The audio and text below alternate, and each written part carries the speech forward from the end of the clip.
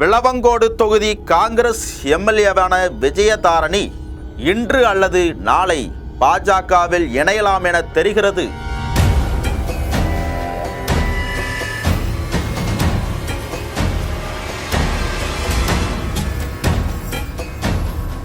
பாரம்பரிய காங்கிரஸ் குடும்பத்தில் பிறந்து வளர்ந்த விஜயதாரணி தொடர்ந்து கன்னியாகுமரி மாவட்டம் விளவங்கோடு தொகுதியில் 3 முறை எம்எல்ஏவாக இருந்துள்ளார்.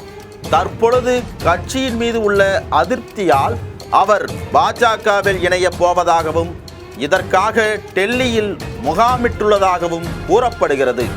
தமிழக காங்கிரஸ் கமிட்டி புதிய தலைவராக தேர்ந்தெடுக்கப்பட்ட செல்வ பெருந்தகை அவரிடம் சமாதானம் பேசி பார்த்தார். இருந்த போதிலும் விஜயதாரணி சம்மதிக்கவில்லை என தெரிகிறது.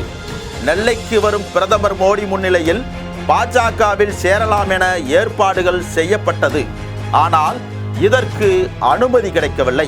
இதனை அடுத்து பாஜக மூத்த தலைவர் நட்டா முன்னிலையில் அவர் பாரதிய ஜனதா கட்சியில் சேருகிறார்.